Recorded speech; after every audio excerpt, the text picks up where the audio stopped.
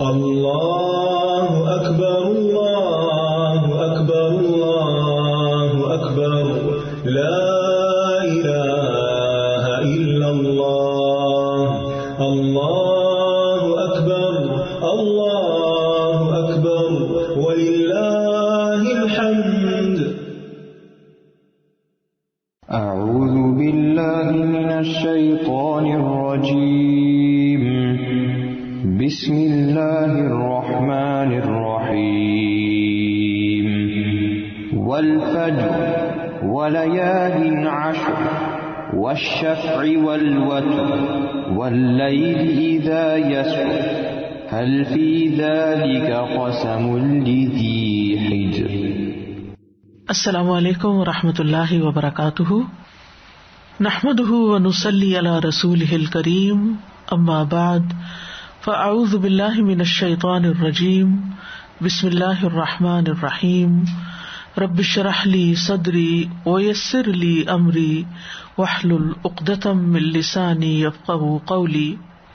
اللہ اکبر اللہ اکبر لا الہ الا اللہ واللہ اکبر اللہ اکبر وللہ الحمد. اللہ اکبر کبیرا والحمد للہ کثیرا وسبحان اللہ بکرۃ واصیلا. اللہ اکبر اللہ اکبر اللہ اکبر وللہ الحمد. اللہ اکبر واجل اللہ اکبر علی ما ہدانا. اللہ اکبر کبیرا اللہ اکبر کبیرا اللہ اکبر کبیرا اللہ اکبر واجل اللہ اکبر وللہ الحمد.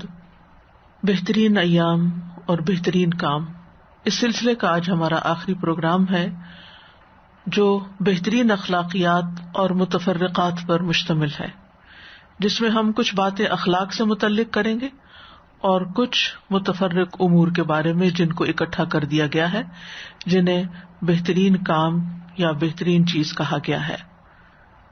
نبی صلی اللہ علیہ وسلم نے اس سلسلے میں ہماری بہترین رہنمائی کی ہے اور بہت سی چیزوں کے بارے میں ہمیں بتایا ہے، جس میں سے سب سے پہلی چیز جو اخلاقیات سے متعلق ہے ایسے لوگوں کے بارے میں کہ جو عمدہ طریقے سے ادائیگی کرتے ہیں، یعنی جب ان کا لوگوں کے ساتھ واسطہ پڑتا ہے، معاملہ ہوتا ہے، تو وہ ان کے ساتھ ایسا معاملہ کرتے ہیں جو بہترین چیز پر مشتمل ہوتا ہے. ارشاد باری تعالی ہے، الذين يستمعون القول فيتبعون احسنه اولئك الذين هداهم الله واولئك هم اولو الالباب. عقل مند لوگ کون ہیں؟ وہ جو کان لگا کے بات سنتے ہیں، توجہ سے بات سنتے ہیں، پھر اس میں سے سب سے اچھی بات کی پیروی کرتے ہیں، یعنی اس پر عمل کرتے ہیں. یہی لوگ ہیں جنہیں اللہ نے ہدایت دی ہے اور یہی عقل والے ہیں. تو عقل مند کون ہے کہ جو اللہ سبحانہ تعالیٰ کی طرف سے آئی ہوئی رہنمائی کی طرف توجہ دے. جب اللہ کی کوئی بات اسے بتائی جائے، دین کی کوئی بات اسے سمجھائی جائے، تو وہ پوری توجہ سے سنے، دلچسپی سے سنے، عمل کی نیت سے سنے اور پھر اس کے بعد اس پر عمل بھی کرے. تو عمل کرنے میں صرف عبادات ہی نہیں بلکہ معاملات بھی ہیں، اور معاملات کو اچھے طریقے سے، تعلقات کو اچھے طریقے سے نبھانا چاہیے. اور اس میں سے نمبر 1 عمدہ طریقے سے ادائیگی کرنا ہے. رسول اللہ صلی اللہ علیہ وسلم نے فرمایا، ان من خیرکم احسنکم قضاء. سب سے اچھا آدمی وہ ہے جو دوسروں کا حق پوری طرح ادا کرے، یعنی پورا پورا حق ادا کرے. اسی طرح ایک اور روایت میں ہے، خیارکم احسنکم قضاء للدین. تم میں سب سے بہترین لوگ وہ ہیں جو قرض وغیرہ کو احسن طریقے سے ادا کرتے ہیں، یعنی جب کسی سے قرض لیتے ہیں اور واپسی کا وقت آتا ہے تو اچھے طریقے سے اس کی ادائیگی کرتے ہیں. اس حدیث کا سیاق کچھ یوں ہے. ابو ہریرہ کہتے ہیں کہ ایک شخص نبی صلی اللہ علیہ وسلم سے اپنے قرض کا تقاضا کرنے آیا اور سخت گفتگو کرنے لگا. حالانکہ آپ اللہ کے رسول تھے، لیکن بعض لوگ ہوتے ہیں جو ناسمجھ ہوتے ہیں، وہ کسی بڑے کا، کسی عزت والے کا، کسی علم والے کا، کسی عمر میں بڑے انسان کا کچھ مقام مرتبہ نہیں پہچانتے، اجڑ ہوتے ہیں یا ان کی اپنی کچھ خشک طبیعت ہوتی ہے. تو بہرحال وہ نبی صلی اللہ علیہ وسلم سے اس طرح پیش آنے لگا، سخت گفتگو کرنے لگا. صحابہ غصے کے ساتھ اس کی طرف بڑھے، لیکن رسول اللہ صلی اللہ علیہ وسلم نے فرمایا کہ اسے چھوڑ دو، کیونکہ صاحب حق کہنے کا اختیار رکھتا ہے. یعنی چونکہ میں اس کا مقروض ہوں، اس لیے اس کو حق پہنچتا ہے جو بھی بات کرے. پھر آپ نے فرمایا اس کے قرض والے جانور کی عمر کا ایک جانور اسے دے دو. صحابہ نے عرض کیا یا رسول اللہ، اس سے زیادہ عمر کا جانور موجود ہے، یعنی اس کا جانور چھوٹا تھا لیکن ہمارے پاس بڑا جانور ہے. آپ نے فرمایا اسے وہی دے دو، کیونکہ سب سے اچھا آدمی وہ ہے جو دوسروں کا حق پوری طرح ادا کرے. تو اس سے یہ پتہ چلتا ہے کہ اگر قرض کی ادائیگی میں احسن رویہ اختیار کیا جائے اور واپسی میں جو چیز لوٹائی جائے وہ زیادہ دی جائے تو وہ سود نہیں ہوتا، کیونکہ ویسے تو قرض پر اگر ایکسٹرا دیا جائے تو وہ سود کہلاتا ہے، لیکن وہ اس وقت ہوتا ہے جب یہ شرط رکھ کر کسی کو قرض دیا جائے کہ میں تمہیں $100 دے رہا ہوں، تم مجھے 110 واپس کرو گے، تب میں تمہیں 100 دوں گا. یہ تو ہوگا سود. لیکن اگر کوئی شخص 100 کسی کو دیتا ہے اور واپس دیتے ہوئے کوئی مزید اپنی طرف سے زیادہ کر دیتا ہے تو یہ سود نہیں ہوگا، کیونکہ یہاں ایسی کوئی بات طے نہیں ہوئی تھی، کوئی سود طے نہیں ہوا تھا. تو اگرچہ اصل یہی ہے کہ مقروض پر واجب یہی ہے کہ وہ اتنا ہی لوٹائے جتنا اس نے لیا تھا، لیکن اگر احسن طریقے سے انسان لوٹانا چاہتا ہے، مثلاً عام طور پر لوگ جیسے نیبرز کے ساتھ لین دین کرتے رہتے ہیں، اور آپ نے دیکھا ہوگا کہ بیک ہوم تو بہت زیادہ یہ چیز چلتی ہے، نیبر سے گھی لے آؤ، چینی لے آؤ، آٹا لے آؤ، اور پھر وہ ناپ کے لے آتے ہیں اور پھر ناپ کے ہی وہ واپس کیا جاتا ہے. میں نے ایسی چیزیں عملاً دیکھی بھی ہیں. تو کچھ لوگ ایسے ہوتے ہیں کہ جتنا آتا ہے جب واپس کرتے ہیں تو وہ اس چیز کو اتنا بھر کے برابر لیول کر کے نہیں دیتے بلکہ اوپر کر کے دیتے ہیں، یعنی بڑا ہوا دیتے ہیں، زیادہ دیتے ہیں. مطلب یہ ہے کہ مکارم اخلاق میں سے یہ بات ہے کہ انسان جب چیز لوٹائے تو لوٹاتے وقت دوسرے کو فائدہ پہنچائے. یا اسی طرح یہ ہے کہ پریزنٹیشن اس کی اچھی ہو، یا وقت پر اس کی ادائیگی ہو، یا خوش دلی کے ساتھ واپس لوٹایا جائے اور شکریہ کے ساتھ لوٹایا جائے. یہ ساری اچھی ادائیگی کے طریقے ہیں. تو مطلب یہ ہے کہ ہمیں ہر معاملے میں احسان کا رویہ اختیار کرنا چاہیے، کیونکہ اللہ کی رحمت محسنین کے قریب ہے.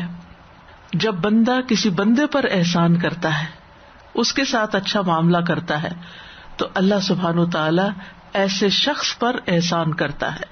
للذین احسنوا فی ہذہ الدنیا حسنہ ولدار الآخرۃ خیر.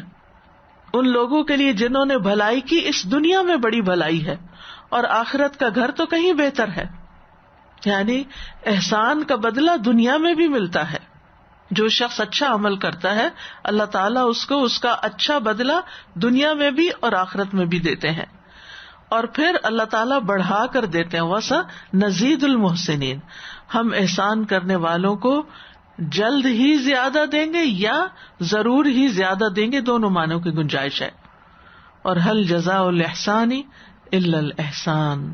موسیٰ علیہ السلام کا رویہ ہمارے سامنے ہے کہ کس طرح انہوں نے 8 سال کی مدت طے کی تھی اور پھر اسے 10 سال میں پورا کیا، یعنی 2 سال زیادہ بطور احسان اپنا وقت اپنے سسر کے پاس لگایا کام کرتے ہوئے. نبی صلی اللہ علیہ وسلم نے بھی اس کے بارے میں فرمایا کہ جو زیادہ کامل اور زیادہ مکمل مدت تھی وہ انہوں نے پوری کی. پھر اسی طرح یہ ہے کہ جابر بن عبداللہ کہتے ہیں میں نبی صلی اللہ علیہ وسلم کی خدمت میں حاضر ہوا. آپ اس وقت مسجد میں تشریف فرما تھے، تو آپ نے فرمایا کہ پہلے 2 رکعت پڑھو، اور میرا نبی صلی اللہ علیہ وسلم پر کچھ قرض تھا جسے آپ نے ادا کیا اور زیادہ ہی دیا. تو اس سے یہ پتہ چلتا ہے کہ اچھے اخلاق کی علامت یہ ہے کہ دوسرے کے ساتھ وہ معاملہ نہ کیا جائے وہ جو ہمارے ساتھ کرتا ہے. لیکن مشکل یہ ہے کہ احضرت الانفس الشح، دلوں میں تنگی بھر دی گئی ہے، جس کی وجہ سے ہم یہ دیکھتے رہتے ہیں کہ اس نے ہمارے ساتھ کیا کیا تھا، یعنی اس نے ہمیں کیا دیا تھا. یعنی عموماً گھر کے اندر ہی کے معاملے کو آپ دیکھیں کہ یہ ہمارے ساتھ کیا کرتا ہے. کہ ہم اس کے ساتھ زیادہ اچھا کریں. لیکن دوسرا شخص بعض اوقات اکنالج بھی نہیں کرتا. لیکن اگر آپ اپنی طرف سے احسان کرتے رہتے ہیں اور اللہ کی خاطر کرتے ہیں تو اللہ سبحانہ تعالیٰ آپ کو وہاں سے عطا کرتا ہے کہ آپ گمان بھی نہیں کر سکتے. تو ایسے مواقع پر دل چھوٹا نہ کریں کہ بخیل شخص کے ساتھ، حریص شخص کے ساتھ، بد اخلاق شخص کے ساتھ آپ احسان نہ کریں، اس کے ساتھ بھی احسان کریں. ایک اور موقع پر آپ صلی اللہ علیہ وسلم نے کسی سے ادھار لیا تو آدھا وسق لیا اور آدھا مزید اس کو دیا اور فرمایا یہ تمہارے لیے ہدیہ ہے. جب قرض لیا ہوا ہو تو اس دوران ہدیہ وغیرہ نہیں دینا چاہیے، لیکن جب لوٹا رہے ہو تو لوٹاتے وقت آپ زیادہ کر سکتے ہیں. اور پھر یہ ہے کہ قرض ادا کرنے کی نیت سے لینا چاہیے، صرف کسی کے مال سے فائدہ اٹھانے کے لیے بہانہ نہیں بنانا چاہیے، اور قرض چکانے کی بہت زیادہ فکر کرنی چاہیے.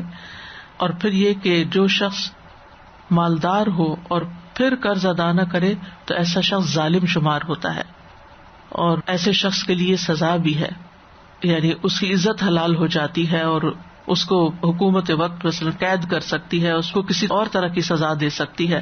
یاد رکھیے شہید سے بھی قرض کا گناہ معاف نہیں ہے، اور قرض ادا نہ کرنے والے کا قرض قیامت کے دن نیکیوں کی شکل میں ادا ہوگا، یعنی وہاں جا کر پھر نیکیاں دینی پڑیں گی. اور جہاں تک پوری ادائیگی کرنے والوں کا تعلق ہے تو اس سلسلے میں حضرت عائشہ کہتی ہیں ایک مرتبہ نبی صلی اللہ علیہ وسلم نے ایک اعرابی سے ایک وسق اجوا کھجور کے عوض ایک یا چند اونٹنیاں خریدی. پھر آپ گھر تشریف لائے، کھجوریں تلاش کی لیکن آپ کو کچھ نہ ملا. آپ اس اعرابی کے پاس گئے اور فرمایا اللہ کے بندے، میں نے تجھ سے ایک وسق کھجور کے عوض اونٹنی خریدی لیکن تلاش کرنے کے باوجود مجھے کھجور نہ مل سکی. اس نے کہا ہائے عہد شکنی، یعنی آپ نے سودا کیا اور اب عہد توڑ دیا. تو لوگوں نے اسے برا بھلا کہتے ہوئے کہا اللہ تجھے ہلاک کرے، کیا اللہ کے رسول صلی اللہ علیہ وسلم عہد شکنی کر سکتے ہیں؟ آپ نے فرمایا ایسے کچھ نہ کہو، صاحب حق آدمی باتیں کرتا رہتا ہے. پھر آپ نے خویلہ بنت حکیم سے کھجوریں ادھار لی اور اس اعرابی کو دی کیونکہ اب سودا ہو چکا تھا. پھر ایک دن اس اعرابی کا گزر نبی صلی اللہ علیہ وسلم کے پاس سے ہوا تو کہنے لگا اللہ آپ کو جزائے خیر دے، آپ نے پورا ادا کر دیا اور خوب عمدہ ادا کر دیا. تو نبی صلی اللہ علیہ وسلم نے فرمایا قیامت کے دن اللہ کے نزدیک بہترین بندے پورا ادا کرنے والے اور عمدہ طریقے سے ادا کرنے والے ہی ہوں گے، یعنی قیامت کے دن ایسے لوگوں کا مقام اور درجہ زیادہ ہوگا، اللہ کے پسندیدہ ہوں گے. پھر تیسری چیز ہے بہترین گواہ. رسول اللہ صلی اللہ علیہ وسلم نے فرمایا بہترین گواہی یہ ہے کہ حق پر گواہی کی درخواست سے پہلے گواہی دینے کے لیے تیار ہو، یعنی گواہ اگر اس کو نہ بھی کہا جائے تو بھی وہ اپنی طرف سے تیار رہے کہ مجھ سے گواہی مانگی گئی تو میں ضرور آگے حاضر ہو جاؤں گا. یعنی وہ آدمی بہترین گواہ ہے جو بغیر مطالبے کے کسی مظلوم کے حق میں سچی گواہی دینے کے لیے خود ہی حاضر ہو جاتا ہے. اور بدترین آدمی وہ ہے گواہی کے اعتبار سے جو ظالم کا ساتھ دیتے ہوئے جھوٹی گواہی دینے کے لیے خود بخود حاضر ہو جاتا ہے. تو اچھا وہ ہے جو مظلوم کے حق میں سچی گواہی دینے کے لیے خود ہی آ جاتا ہے، اور برا وہ ہے جو ظالم کا ساتھ دیتے ہوئے جھوٹی گواہی دینے کے لیے حاضر ہوتا ہے. عمران بن حسین کہتے ہیں نبی صلی اللہ علیہ وسلم نے فرمایا تم میں سب سے بہتر زمانہ میرا زمانہ ہے، پھر ان لوگوں کا جو ان کے بعد ہوں گے. عمران کہتے ہیں مجھے نہیں معلوم کہ آپ نے اس ارشاد کو 2 مرتبہ دہرایا یا 3 مرتبہ.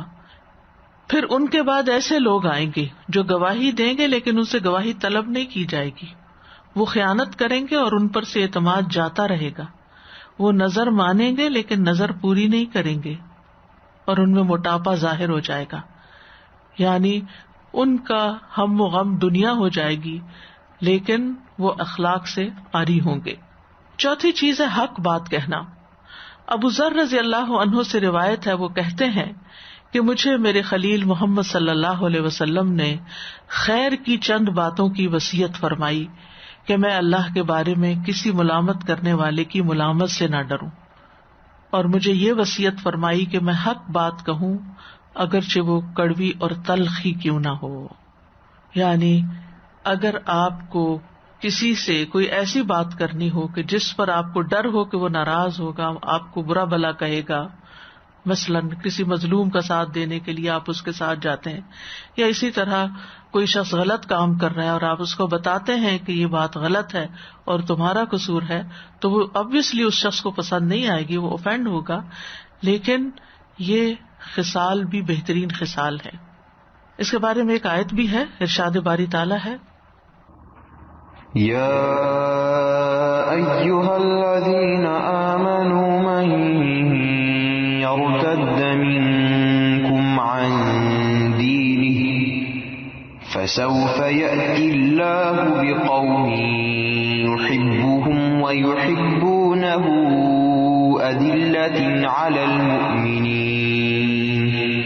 أذلة على المؤمنين أعزة على الكافرين يجاهدون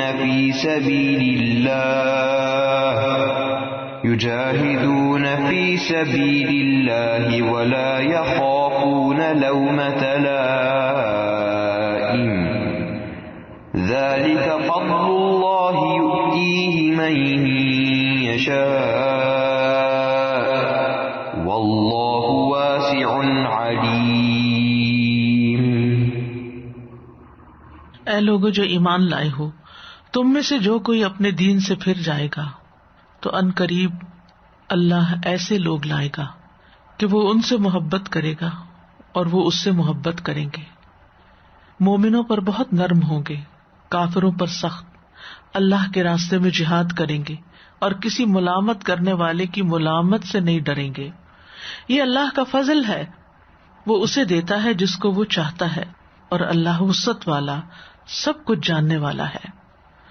تو اس آیت سے بھی یہ بات پتہ چلتی ہے کہ جو لوگ دین میں نہ رہیں تو اللہ تعالیٰ ان سے ایسے بہترین لوگوں کو ریپلیس کر دے گا جن میں یہ خوبیاں ہوں گی، جن میں سے سب سے بڑی خوبی یہ کہ وہ اللہ تعالیٰ سے محبت کرتے ہوں گے اور اللہ تعالیٰ بھی ان سے محبت کرتا ہوگا.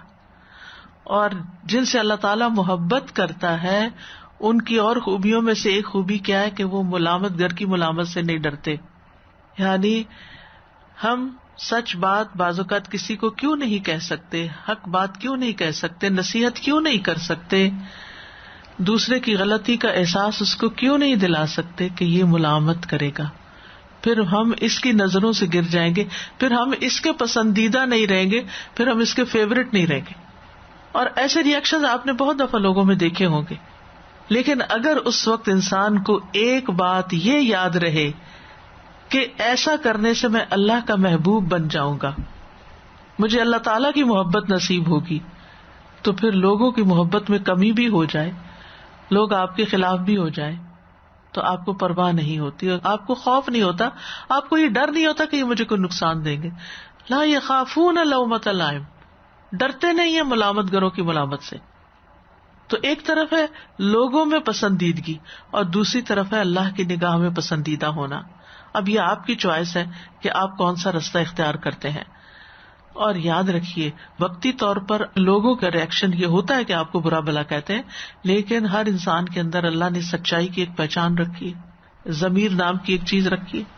وقتی طور پر کوئی آپ کی بات کو ریجیکٹ بھی کر دے، آپ کا انکار بھی کر دے، واپس آپ پہ ڈال دے، آپ کو ملامت شروع کر دے، لیکن اگر اس کا ضمیر جاگتا ہے، یہ طوفان جب گزرے گا تو اس کو ضرور احساس دلائے گا کہ ہاں وہ کہتا تو سچ ہی ہے، غلطی تو تمہاری اپنی ہی ہے. اور ہو سکتا ہے پھر وہ شخص جو آج آپ کو ملامت کر رہا ہے کل آپ کا شکریہ ادا کرنے کے لیے آئے کہ آپ نے اس وقت مجھے بہت سچی بات کہی تھی.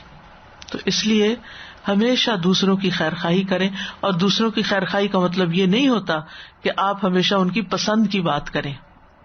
یہ کام ہے مشکل لیکن ہے بڑے اجر والا کہ آپ دوسروں کے ساتھ سنسیئر ہوں، ان کو وہ بات بتائیں جو ان کے حق میں اچھی ہو، صحیح ہو، چاہے ان کو ناگوار ہو. اس کا مطلب نہیں کہ آپ بد اخلاقی سے بات کریں، بدتمیزی سے بولیں، ایسے انداز سے بات کریں کہ دوسرا آفینڈ ہو جائے. نہیں، بہت اچھے پولائٹلی عمدہ طریقے سے آرام سے سکون سے آپ دوسرے کو سمجھائیں، لیکن بات وہی کریں جو سچ ہو، حق ہو. اس حدیث میں ایک اور بڑی اہم بات یہ کہ نبی صلی اللہ علیہ وسلم کو حضرت ابو ذر نے خلیلی کہا ہے. اوصانی خلیلی، میرے دوست نے مجھے کہا. یعنی نبی صلی اللہ علیہ وسلم کی محبت اور شفقت اپنے ساتھیوں کے لیے ایسے تھی جیسے دوستوں کی محبت ایک دوسرے کے لیے ہوتی ہے. تو بہرحال ہمیں اپنی زندگی میں یہ اصول اپنا لینا چاہیے کہ لوگوں کے خوف سے حق بات کہنے سے نہیں ڈرنا. پانچویں چیز، بہترین مومن وہ ہے جو دو معزز لوگوں کے درمیان ہو.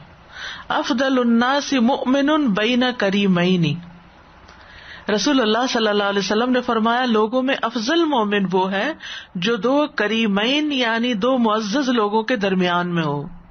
کریم کا لفظ جو ہے یہ کرم سے متصف یعنی کرم سے ماخوذ ہے، اور بخل کے الٹ یہ صفت ہوتی ہے. عمدہ اور وسیع چیز کے لیے کریم کا لفظ استعمال ہوتا ہے، یعنی اچھا، عمدہ، سخی، سخاوت والا. کریم اور سخی لفظ میں کیا فرق ہے؟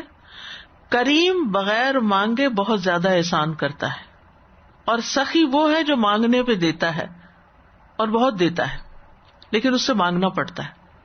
اور کریم وہ ہے اسے مانگنا نہیں پڑتا، وہ آپ کی ضرورت کو خود محسوس کر لیتا ہے اور وہ دیتا ہے. تو یہاں پھر کریم کا درجہ سخی سے افضل ہو گیا نا. تو افضل کون ہے لوگوں میں سے؟ جو دو کریم کے بیچ میں ہو. یہ دو کریم کون ہیں؟ اس کے بارے میں علماء نے مختلف آراء دی ہیں. ایک یہ ہے کہ وہ دو ایمان والے سخی والدین کے بیچ میں، یعنی معزز والدین کا بچہ ہو، یعنی ماں بھی معزز، باپ بھی معزز، بہت سخاوت والے، اچھے اخلاق والے لوگ ہیں، ان کی اولاد ہے. تم خوش قسمت ہے، وہ انسان بہت لکی ہے.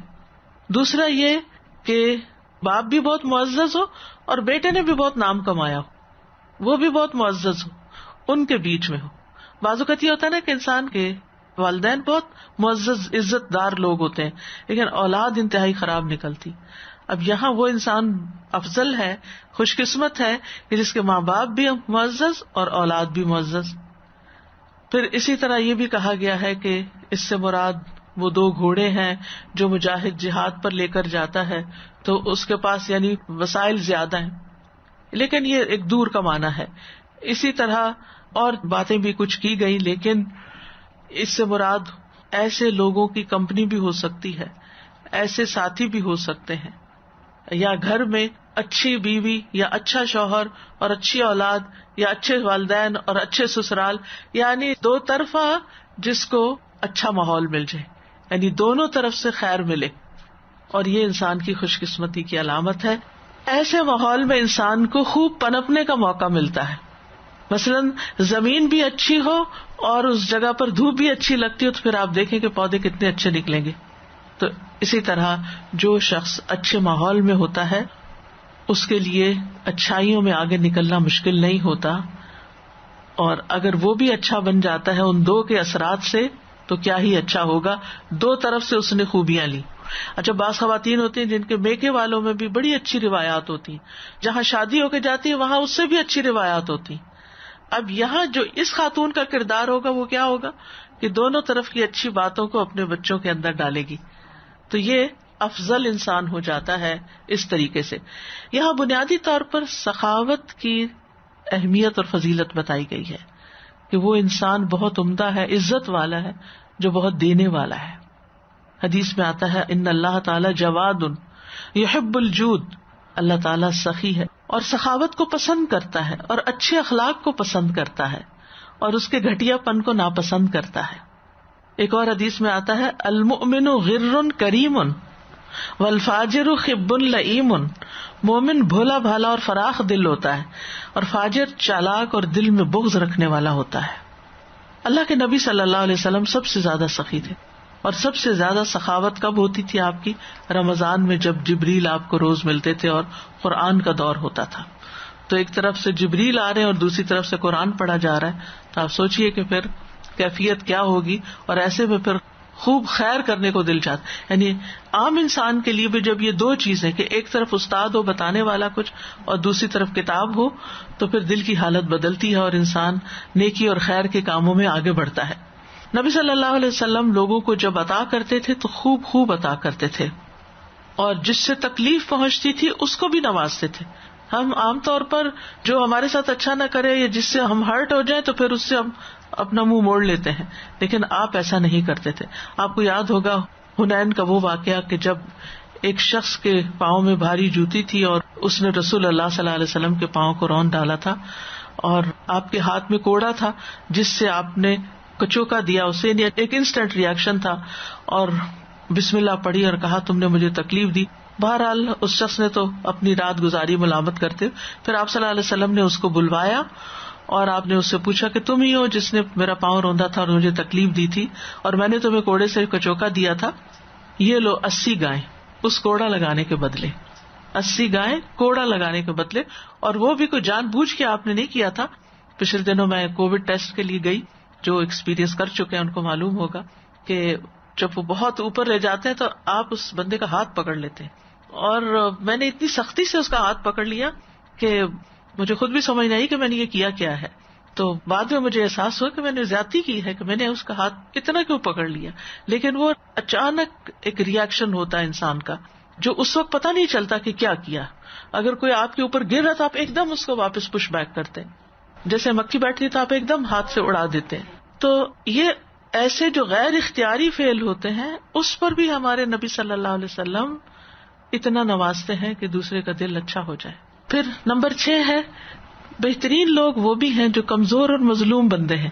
یعنی ایک طرف وہ ہیں جن کو بہت عمدہ مقام ملا، بہت ماحول اچھا ملا، بہت مال و دولت ملا، دینے کے قابل بنے، بڑا دل ملا، لیکن کچھ لوگوں کے پاس یہ سب کچھ نہیں ہوتا.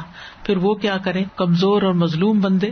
حذیفہ رضی اللہ عنہ کہتے ہیں کہ ہم نبی صلی اللہ علیہ وسلم کے ساتھ ایک جنازے میں تھے تو آپ صلی اللہ علیہ وسلم نے فرمایا کیا میں اللہ کے بندوں میں سے بدترین لوگوں کی خبر نہ دوں، سخت جو اور تکبر کرنے والا، اور کیا میں تمہیں اللہ کے بندوں میں سے بہترین لوگوں کی خبر دوں، کمزور اور مظلوم، 2 پرانے کپڑوں والے جس پر توجہ نہیں دی جاتی، اگر وہ اللہ کی قسم اٹھا لے تو اللہ اس قسم کو پورا کر دے.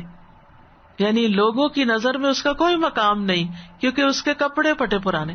یہ بھی ہماری بڑی کمزوری ہے عام لوگوں کی کہ وہ لوگوں کو ان کے لباس، ان کے بیگ، ان کے شوز، ان کی گلاسز اور ان چیزوں سے دیکھتے ہیں کہ کس برانڈ کا، کس قیمت کا کیا پہنا ہوا ہے، اور اس کے مطابق پھر ان کو رسپیکٹ دیتے ہیں یا ان کو مقام دیتے ہیں. لیکن ہو سکتا ہے کہ اللہ کے نزدیک ان کا مقام مچھر کے پر برابر بھی نہ ہو. جیسے نمرود اور فرعون، دنیا میں کتنا نام کمایا لیکن کس کام آیا. اس کے برعکس ایسے لوگ کہ جن کے پاس 2 ہی کپڑے اور وہ بھی پھٹے پرانے ہیں لیکن اللہ کی نگاہ میں اتنے معزز ہیں کہ وہ قسم کھا لے اللہ قسم پوری کر دیتا ہے. یاد رکھیے انسان کو انسان سمجھیے، کسی کو اس کے مال و دولت سے نہ تولیے بلکہ اس کے ایمان اور اس کے اخلاق اور اس کے دین کے مطابق اس کو دیکھیے. رسول اللہ صلی اللہ علیہ وسلم نے فرمایا بہت سے پراگندہ بالوں والے دروازوں سے دھتکارے ہوئے ایسے ہیں کہ اگر وہ اللہ پر قسم کھا لے تو اللہ تعالیٰ ان کی قسم پوری کر دیتا ہے. تو لوگوں کے معیار اور اللہ کے معیار میں فرق ہے، یاد رکھیے. عزت اس کی نہیں جس کی لوگ عزت کرتے، عزت اس کی ہے جو اللہ کی نگاہوں میں معزز ہے. اور یہاں متکبر اور سخت جو شخص جو ہر معاملے میں سختی برتتا ہے اس کی مذمت کی گئی ہے. تو یہ تکبر جو ہے یہ اللہ تعالیٰ کے یہاں ناراضگی والا کام ہے اور اہل جہنم کی نمایاں علامت ہے. ایک موقع پر آپ نے فرمایا کیا میں تمہیں جہنم والوں کے بارے میں بتاؤں کہ جہنم میں کون جائیں گے؟ ہر بد اخلاق آدمی جو کینہ پرور، دل میں کینہ رکھنے والا اور متکبر ہو، اندر بھی بگاڑ باہر بھی بگاڑ، لوگوں سے بھی بگاڑ. پھر نمبر 7 بہترین مسلمان. ایک شخص نے رسول اللہ صلی اللہ علیہ وسلم سے پوچھا کون سا مسلمان سب سے بہتر ہے؟ آپ نے فرمایا جس کی زبان اور ہاتھ سے دوسرے مسلمان محفوظ رہے. یعنی زبان سے کسی کو گالی نہ دے، کسی پہ لعنت نہ بھیجے، کسی کی غیبت نہ کرے، لوگوں کے درمیان چغل خوری نہ کرے، فساد ڈال کے ان کے تعلقات خراب نہ کرے. یعنی اس کی زبان سے کسی کو کوئی تکلیف نہیں پہنچتی، ویسے بھی بولنے میں اچھا ہے اور غلط باتیں بھی نہیں کرتا. اسی طرح یہ کہ ہاتھ بھی اس کے ظلم سے محفوظ رہے. اس سے مراد صرف یہ نہیں کہ کوئی توپ چلا دے یا تلوار چلا دے یا چاقو چھری سے کوئی حملہ آور ہو تو وہی شخص اس میں آتا ہے. اس سے مراد وہ بھی ہے کہ جو کسی کے ساتھ حتیٰ کہ ایک سگنیچر کے ساتھ یا ٹائپنگ کیز کے اوپر کچھ غلط چیز ٹائپ کر کے کسی کے ساتھ ظلم کرتا ہے، غلط ایموجی بھیج کے، یعنی اپنے ہاتھوں سے کوئی بھی ایسا کام کر کے کہ جس سے دوسرے ہرٹ ہو، یا پش کر کے یا بچوکے لگا کے، یا جیسے بہت سی مائیں بچوں کے ساتھ ظلم ڈھاتی رہتی ہیں، کان کھینچتی ہیں، بال کھینچتی ہیں، کپڑے کھینچتی ہیں، ہاتھ مروڑتی ہیں، یعنی بدتمیزی اور بد اخلاقی کی انتہا تو وہیں سے ہی شروع ہو جاتی ہے. تو پھر بڑے ہو کر یہ کیا کریں گے؟ بعض محلے میں ایسے کرتے ہیں جو بچوں کے اوپر ناروا سختی کرتے ہیں. تو ان ساری چیزوں سے بچنے کی ضرورت ہے. تو ہم اپنی زبان اور ہاتھ بچا بچا کے رکھیں کہ کسی کو ہم سے تکلیف نہ پہنچے. بعض اوقات چھوٹی سی بات ہوتی ہے، بعض لوگ کسی معاملے کی طے تک بھی نہیں پہنچتے کہ معاملہ اصل میں ہے کیا، لیکن انتہا درجے کا غصہ کرتے ہیں، بد اخلاقی برتتے ہیں، بدگمانی سے کام لیتے ہوئے دوسروں کے اوپر الزام تراشی شروع کر دیتے ہیں. تو اس سے بھی بچنے کی ضرورت ہے. نمبر 8، بہترین لوگ کون ہیں؟ فرمایا فخیارکم فی الجاہلیت خیارکم فی الاسلام اذا فقہوا. نبی صلی اللہ علیہ وسلم نے فرمایا جاہلیت میں جو لوگ بہترین سمجھے جاتے تھے، اسلام لانے کے بعد بھی وہی بہترین ہیں اگر دین کی سمجھ انہیں حاصل ہو جائے. یعنی جو شخص دور جاہلیت میں اسلام سے پہلے، دین میں آنے سے پہلے شرف والا تھا، اپنے لوگوں میں عزت والا تھا، پھر وہ اسلام لے آیا، دین کی طرف آ گیا اور دین میں علم اور فقہ حاصل کر لی، دین کو سمجھا، تو اس علم کی وجہ سے، وہ اس دین میں سمجھ کی وجہ سے وہ اسلام میں بھی بہت معزز ہو گیا. اسلام سے پہلے کا جو دور تھا اس کو جاہلیت کا زمانہ کہتے ہیں، کیونکہ اس میں لوگوں میں بہت جہالت تھی، لوگ اپنے رب کو نہیں پہچانتے تھے، شرک کرتے تھے اور کئی ایک قسم کی خرابیاں تھیں. تو اس حدیث سے یہ پتہ چلتا ہے کہ بہترین لوگ وہ ہیں جو دین میں سمجھ بوجھ پیدا کرتے رہیں. یعنی اگر کوئی شخص عبادت گزار ہے، متقی ہے، لیکن اس کے ساتھ علم سے شغف رکھتا ہے، سیکھتا چلا جاتا ہے، کیونکہ کب تک سیکھتے رہو؟ مرتے دم تک، آخر تک.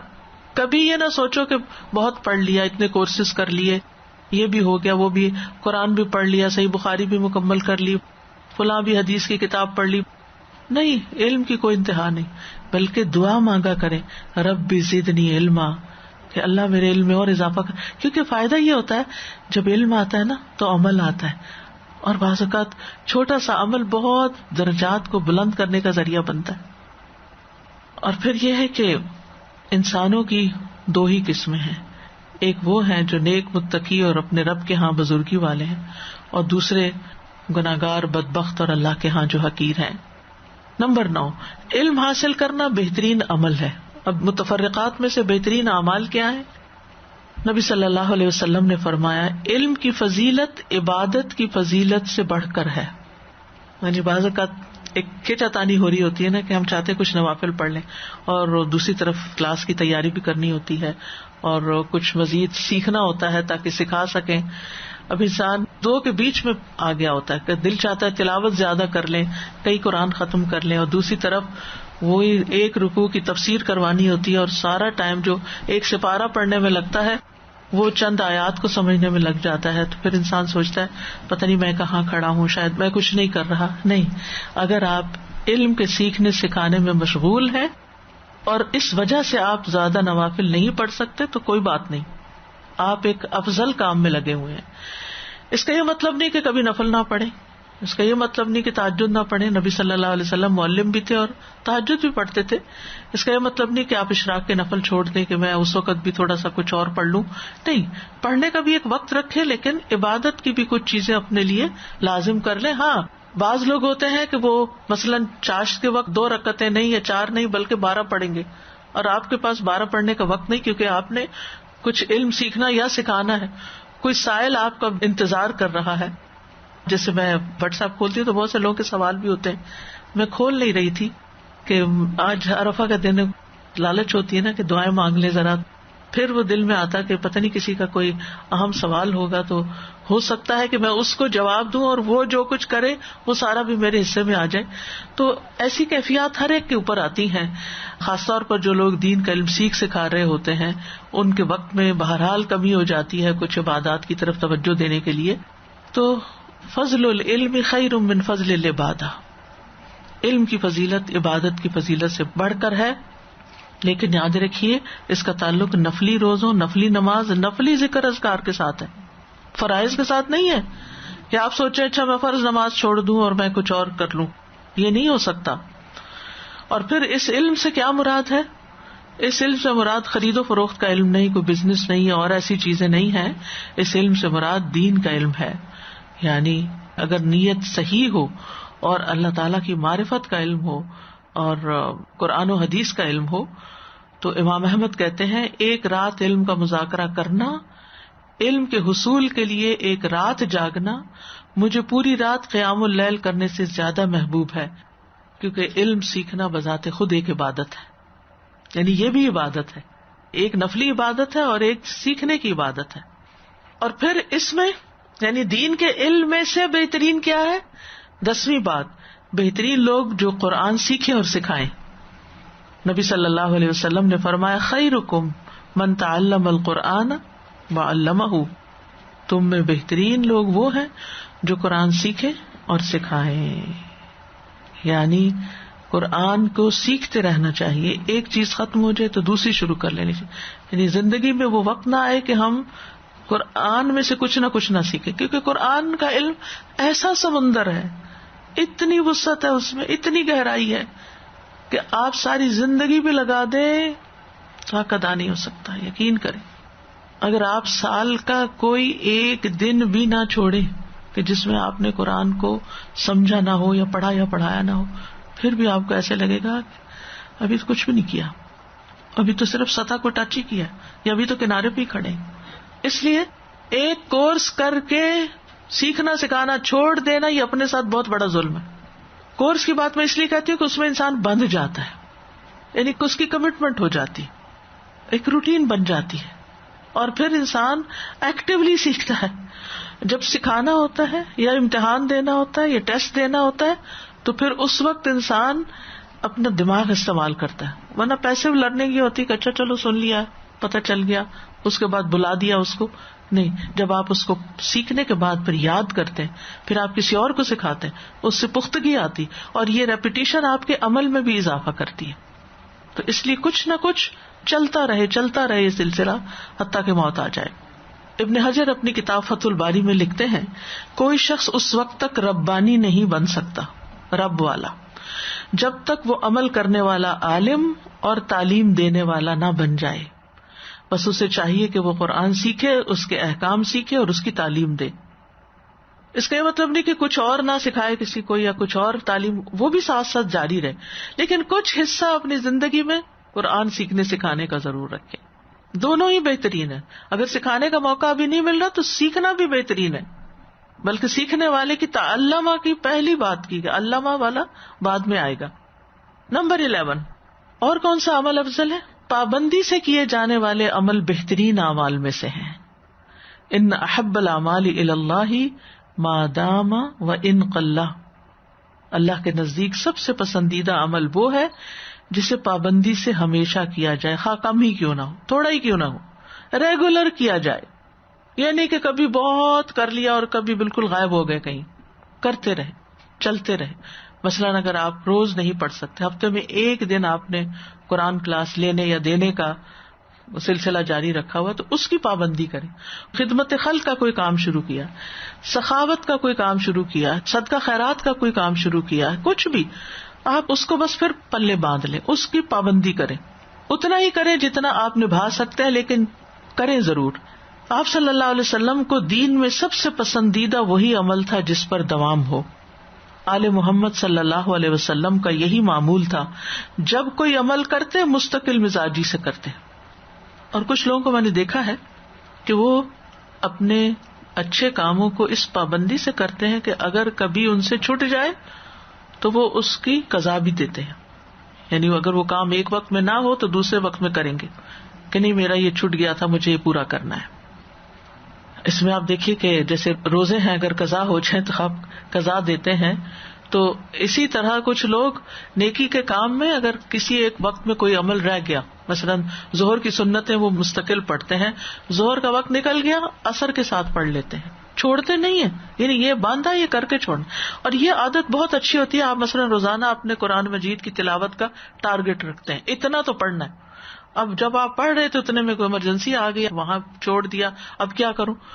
آپ آلٹرنیٹ ٹائم نکالیں کہ کہاں میں نے وہ اپنی منزل پوری کرنی ہے, لیکن اس کو پورا کر کے چھوڑیں. نبی صلی اللہ علیہ وسلم کا طریقہ یہی تھا کہ جو عمل شروع کرتے اس میں ہمیشگی اختیار کرتے, جو نماز شروع کرتے ہمیشہ پڑھتے. نمبر 12, فتنے کے دور میں بہترین شخص وہ ہے کہ جو اپنے گھوڑے کی لگام یا رسی کو تھامے اللہ کے دشمنوں کے پیچھے ہے. وہ ان کو ڈراتا ہے, وہ اس کو ڈراتے ہیں. یا وہ شخص جو سب سے علیحدہ ہو کر اپنے جنگل میں رہتا ہے اور اللہ کے وہ حق ادا کرتا ہے جو اس کے ذمہ. یعنی ایسا زمانہ کہ جس میں آپ کی ضرورت ہو فرنٹ لائن پہ آنے کی, تو پھر یا تو آپ وہ اختیار کریں, اور اگر آپ اس قابل نہیں تو پھر فتنوں میں نہ پڑے, بیٹھ کے صرف تبصرہ نہ کرتے رہیں, بلکہ اللہ کے حقوق ادا کریں, اپنی عبادت کریں, اپنے ذکر اذکار کریں, لوگوں سے الگ تھلگ ہو جائیں. کیونکہ اگر آپ کرتے کراتے کچھ نہیں اور صرف باتیں کر رہے ہیں اور صرف تبصرے کر رہے ہیں اور صرف ایک خیالی سیاست میں حصہ لیا ہوا ہے تو یہ طرز عمل درست نہیں. نمبر 13, بہترین خواتین کون ہیں؟ افضل النساء الجنت 4, مریم بنت عمران و خدیجہ بنت خویلد و فاطمہ بنت محمد و آسیہ ابنت مزاحم. نبی صلی اللہ علیہ وسلم نے فرمایا جنت کی خواتین میں سب سے افضل یہ 4 ہیں: مریم بنت عمران, خدیجہ بنت خویلد, فاطمہ بنت محمد اور فرعون کی بیوی آسیہ بنت مزاحم. ان میں سے 2 کا ذکر اللہ تعالیٰ نے قرآن مجید میں بھی کیا. ارشاد باری تعالیٰ ہے وضرب الله مثلا للذين آمنوا امرأة فرعون إذ قالت رب ابن لي عندك بيتا في الجنة ونجني من فرعون وعمله ونجني من القوم الظالمين. ومريم ابنة عمران التي أحصنت فرجها فنفخنا فيه من روحنا وصدقت بكلمات ربها وكتبه وكانت من القانتين. اور اللہ نے ان لوگوں کے لیے جو ایمان لائے فرعون کی بیوی کی مثال بیان کی جب اس نے کہا اے میرے رب میرے لیے اپنے پاس جنت میں ایک گھر بنا دے اور مجھے فرعون اور اس کے عمل سے بچا لے اور مجھے ظالم لوگوں سے نجات دے. اللہ نے ان لوگوں کے لیے جنہوں نے کفر کیا نوح کی بیوی اور لوط کی بیوی کی مثال بیان کی. وہ ہمارے بندوں میں سے 2 نیک بندوں کے نکاح میں تھی, پھر انہوں نے ان دونوں کی خیانت کی تو وہ اللہ سے بچانے میں ان کے کچھ کام نہ آئے اور کہہ دیا گیا داخل ہونے والوں کے ساتھ تم دونوں آگ میں داخل ہو جاؤ. تو یہاں کمپیریزن کر دیا گیا, 2 اچھی خواتین کا ذکر کیا گیا اور 2 جہنم میں جانے والی خواتین کا ذکر کیا گیا, اگرچہ وہ نیک بندوں کی بیویاں تھیں. یہاں پر جو بہترین خواتین ہیں ان میں سب سے پہلے حضرت مریم کا ذکر ہے. وہ معزز, پاکیزہ اور پاک دامن خاتون تھی. انہوں نے اپنی عزت اور شرمگاہ کی حفاظت کی تھی, اپنے رب کی اطاعت کی تھی, وہ اللہ کی فرما بردار تھی. یا مریم اقنتی لربکی واسجدی وارکعی مع الراکعین. حضرت مریم اپنی پاک دامنی عفت کی وجہ سے اور اپنی عبادت گزاری کی وجہ سے اللہ کی پسندیدہ ہیں. ایک یہ رول ماڈل ہے. دوسری حضرت خدیجہ ہیں. نبی صلی اللہ علیہ وسلم حضرت خدیجہ کا جب بھی تذکرہ کرتے تھے ان کی خوب تعریف کرتے تھے. تو حضرت عائشہ کہتی ہیں ایک دن مجھے غیرت آئی, میں نے کہا آپ اتنی کثرت سے ایک سرخ مسوڑوں والی عورت کا ذکر کرتے رہتے ہیں جس کے بدلے میں اللہ نے آپ کو ان سے بہتر بیویاں دی. تو آپ نے فرمایا اللہ نے مجھے اس کے بدلے اس سے بہتر کوئی بیوی نہیں دی. وہ مجھ پر اس وقت ایمان لائی جب لوگ کفر کر رہے تھے, میری اس وقت تصدیق کی جب لوگ میری تکذیب کر رہے تھے, اپنے مال سے میری ہمدردی اس وقت کی جب لوگوں نے مجھے اس سے دور رکھا. اللہ عز و جل نے مجھے اس سے اولاد عطا فرمائی جبکہ میری دوسری بیویوں سے میرے ہاں اولاد نہیں ہوئی. تو یہ ایک اور رول ماڈل ہے جن کی اپنی عبادت کا یہاں ذکر نہیں ہے لیکن ان کا اپنے شوہر کے ساتھ حسن معاملہ اور مشکل وقت میں ان کے کام آنا, اپنے مال سے, جان سے, الفاظ سے کیسی تسلی دی تھی حضرت خدیجہ نے جب آپ غار حرا سے پہلی مرتبہ وحی ریسیو کرنے کے بعد تشریف لائے تھے. کتنی حکمت تھی کہ اللہ تعالیٰ نے ان کو ایسی بیوی دی کہ جو وہ ساری بات سن کے خوف زدہ نہیں ہو گئی اور پریشان نہیں ہوئی. کیونکہ کچھ خواتین ایسی ہوتی ہیں کہ جو ان کی اپنی ہمت نہیں ہوتی, وہ ذرا پریشانی والی بات سنے وہ اور بے ہوش ہو کے گر جاتی ہیں. وہ ہسبینڈس کو کیا مدد دیں گی, کیا سپورٹ کریں گی. تو حضرت خدیجہ جو ہے ایک اسٹرانگ وومن ہے, اپنے ایمان میں بھی اسٹرانگ. سب سے پہلے تو وہی ایمان لائی ہیں, ایمان میں بھی اسٹرانگ ہے, اپنے شوہر کی مدد کرنے میں اور شوہر پر مال خرچ کرنے میں, خیر کے کاموں میں. یہ ایک بہترین رول ماڈل ہے. تیسری ہے حضرت فاطمہ رضی اللہ تعالی عنہا. ام المومنین حضرت عائشہ کہتی ہیں, میں نے عادات, چال چلن اور بات چیت میں رسول اللہ صلی اللہ علیہ وسلم سے سب سے زیادہ مشابہ سوائے فاطمہ کرم اللہ وجہہا کے کسی کو نہیں پایا. یعنی آپ سوچئے پھر ان کے عادات, اخلاق کتنے خوبصورت ہوں گے جو سارے نبی صلی اللہ علیہ وسلم سے ریزمبل کرتے تھے, شکل و صورت بھی اور اخلاق بھی اور چال ڈال بھی, اور کیا خوبصورت خاتون ہوگی وہ. سب سے زیادہ وہ آپ کو ریزمبل کرتی تھی, آپ کے طریقے پر تھی. اور پھر آپ دیکھیے کہ ان کی زندگی کیسے گزری ہے, ان کے گھر کے اندر کیسی کیسی انہوں نے تکالیف اٹھائی ہیں اور کس طرح کی سادہ زندگی بسر کی, مشقت والی, محنت کرتی تھی, گھر کا کام کاج کرتی تھی. یہ ایک اور رول ماڈل ہے. یہ ساری نیک عورتیں ہیں, کیونکہ ہم بعض اوقات صرف حضرت عائشہ کو ہی اپنا رول ماڈل سمجھتے ہیں یا حضرت خدیجہ کو ہی رول ماڈل سمجھتے ہیں, جبکہ ہماری اپنی شخصیت اس سے بالکل کوئی میچ نہیں کر رہی ہوتی اور ہمارے حالات بالکل اجازت نہیں دے رہے ہوتے.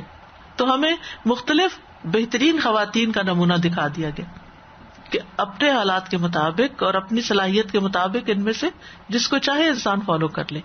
اور آخری مثال حضرت آسیہ کی ہے یہاں اس حدیث کے مطابق. انہوں نے دین کی خاطر, ایمان کی خاطر بڑے ظلم و ستم سہے, سخت ترین شوہر تھا ان کا. تو اب یہ کچھ اور عورتوں کے لیے مثال ہے. اتنا ظالم تھا کہ اس نے اپنی بیوی کے دونوں ہاتھوں اور دونوں پاؤں کے لیے 4 میخیں گاڑی تھی, چن دیا تھا ان کو. اور وہ اتنی تکلیف میں تھی کہ جب فرعونی ان سے جدا ہوتے تو فرشتے ان پہ سایہ کر لیتے.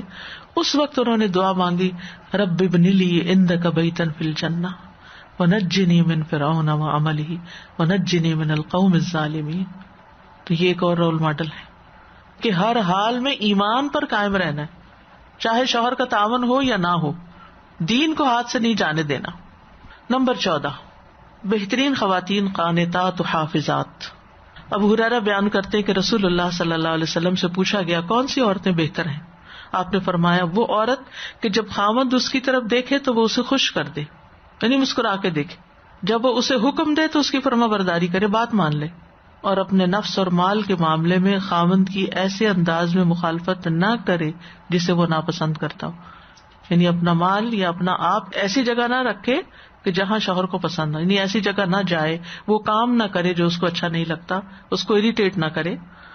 اور پھر اپنا مال بھی ایسی جگہ خرچ نہ کرے کہ جہاں خرچ کرنا, یعنی فضول خرچی وغیرہ نہ کرے کہ جو شوہر کا ناپسند ہے.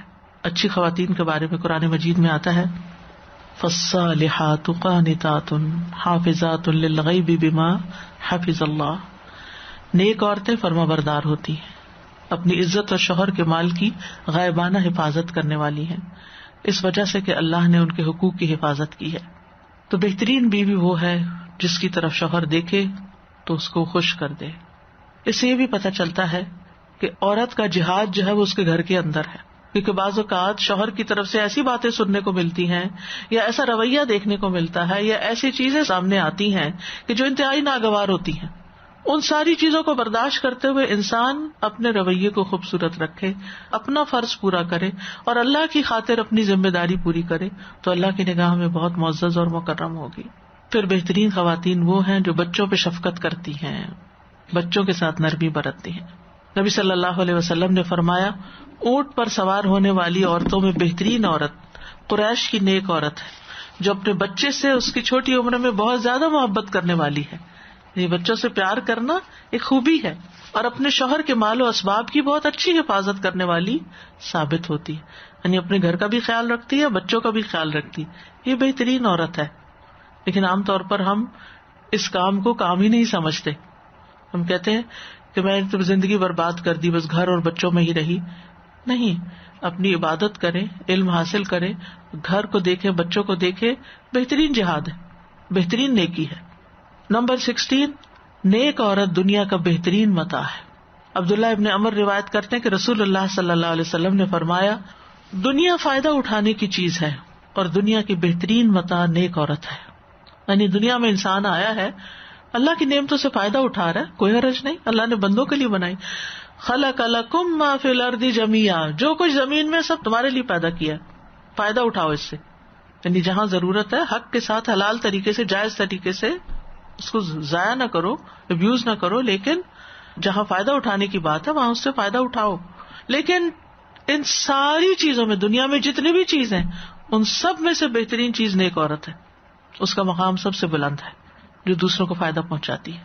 بخیر متاع الدنیا المرأۃ الصالحہ، نیک عورت، یعنی جو اپنی عبادات میں بھی اچھی ہے، اخلاق میں بھی اچھی ہے، شوہر کے ساتھ بھی اچھی ہے، بچوں کے ساتھ بھی اچھی ہے، نیبرز کے ساتھ بھی اچھی ہے، ہر طرف اچھا ہی معاملہ کرنے والی. پھر ہے نمبر 17، بہترین حکمران. رسول اللہ صلی اللہ علیہ وسلم نے فرمایا، تمہارے حاکموں میں سے بہتر وہ ہیں جن سے تم محبت کرتے ہو اور وہ تم سے محبت کرتے ہیں. وہ تمہارے لیے دعائیں مغفرت کرتے ہیں اور تم ان کے لیے دعائیں مغفرت کرتے ہو. اور تمہارے حاکموں میں سے برے حاکم وہ ہیں جن سے تم دشمنی رکھتے ہو اور وہ تم سے بغض رکھتے ہیں. تم انہیں لعنت کرتے ہو، وہ تمہیں لعنت کرتے ہو. تو بہترین حکمران کون ہے؟ جو عوام کے پسندیدہ ہو. اور بہترین عوام کون ہے؟ جو حکمران کی پسندیدہ ہو. تو کیسی خیر و خوبی ہو سکتی کسی علاقے میں کہ جہاں پر امن و امان ہو، کہ عوام اپنے حاکم سے خوش ہو اور حاکم اپنے عوام سے مطمئن ہو اور ایک اسموتھ اچھی حکومت چل سکے. نمبر 18، ابن عباس سے روایت ہے کہ نبی صلی اللہ علیہ وسلم نے فرمایا، بہترین رفقا وہ ہیں جو 4 کی تعداد میں ہوں. کیوں؟ کیونکہ اگر 2 ہوں تو ایک الگ سے بیچ میں، اگر 3 ہو تو کیا ہوگا؟ 2 لوگ اگر آپس میں بات کریں تو تیسرا الون فیل کرتا ہے، لیفٹ آؤٹ فیل کرتا ہے. تو ایسی صورت میں جب 4 ہوں گے تو 2 کی جوڑی بن جائے گی اور ایک دوسرے کے لیے مددگار ہوں گے. فرمایا بہترین دستہ وہ ہے جس میں 400 شہسوار ہوں. بہترین لشکر وہ ہے جو 4000 کی تعداد میں ہو. تو بہرحال یہاں نبی صلی اللہ علیہ وسلم نے کچھ تعداد یا نمبرز بتائے ہیں جو اللہ تعالیٰ کی طرف سے آپ کو بتائے گئے ہوں کہ اتنے نمبر میں جب لوگ ہوں کسی کام میں تو ایسی صورت میں پھر اس کام میں بہتری آتی ہے. تو اس میں آپ دیکھیے کہ اگر سفر ہے یا کسی علاقے میں صرف 4 لوگ ہیں، کوئی مشکل پیش آ جاتی ہے تو ایک دوسرے کے مددگار بن جاتے ہیں. کوئی چیز اٹھانی ہوتی ہے، کوئی سپورٹ دینی ہوتی ہے کسی کو، تو اس میں زیادہ بہتری ہے. اسی طرح پہلے زمانے میں زمین پہ جنگیں لڑی جاتی تھی تو اس وقت شہ سواروں کی تعداد، یعنی گھوڑے 400 ہوں تو بہتر ہیں اور لوگ 4000 ہوں تو بہتر ہیں، یعنی کامیابی کے لیے. نمبر 19، بہترین صحابی. عمرو بن عاص کہتے ہیں، ایک غزوے سے واپس آ کر میں نبی صلی اللہ علیہ وسلم کی خدمت میں حاضر ہوا اور آپ سے پوچھا، لوگوں میں سے آپ کو سب سے زیادہ محبوب کون ہے؟ فرمایا ہے عائشہ. میں نے پوچھا، اور مردوں میں؟ آپ نے فرمایا اس کے والد. تو بہرحال صحابہ کرام سبھی بہت اچھے ہیں، اللہ کے ہاں معزز ہیں، لیکن نبی صلی اللہ علیہ وسلم کے محبوب حضرت عائشہ اور ان کے والد ہیں. حضرت عائشہ دنیا اور آخرت میں نبی صلی اللہ علیہ وسلم کی بیوی ہیں. اور حضرت ابو بکر کی فضیلت آپ کو یاد ہوگا، صرف ایک حدیث یہاں کافی ہے کہ ابن عباس کہتے ہیں کہ نبی صلی اللہ علیہ وسلم مرض وفات میں باہر تشریف لائے. آپ کے سر پر پٹی بندھی ہوئی تھی. آپ ممبر پر بیٹھے، اللہ کی حمد و ثنا کی اور فرمایا، کوئی شخص بھی ایسا نہیں جس نے ابو بکر بن ابو قحافہ سے زیادہ مجھ پر اپنی جان اور مال کے ذریعے احسان کیا ہو. اگر میں کسی کو لوگوں میں سے دوست بناتا، یعنی خلیل بناتا، تو ابو بکر کو بناتا، لیکن اسلام کی دوستی سب سے افضل ہے. میری طرف سے ابو بکر کی کھڑکی چھوڑ کر اس مسجد کی ساری کھڑکیاں بند کر دی جائیں، کیونکہ آپ کو معلوم تھا کہ آپ دنیا سے اب جا رہے ہیں، تو آپ نے ان کے احسانات کی وجہ سے ان کی کھڑکی کو مسجد کی طرف کھلا رہنے کی اجازت دی. تو جب کوئی شخص بندوں کے ساتھ احسان کرتا ہے اور بغیر کسی دنیاوی فائدے کے احسان کرتا چلا جاتا ہے، وہ اگر اس کو واپس ریٹرن نہیں بھی کر سکتا تو بہرحال محبتیں بھی پاتا ہے اور اللہ کی نگاہ میں تو معزز ہوتا ہی ہے. اسی طرح بہترین تابعی اویس کرنی ہے. عمر بن خطاب کہتے ہیں، میں نے رسول اللہ صلی اللہ علیہ وسلم سے سنا، آپ نے فرمایا، تابعین میں سب سے بہتر ایک آدمی ہے جسے اویس کہا جاتا ہے.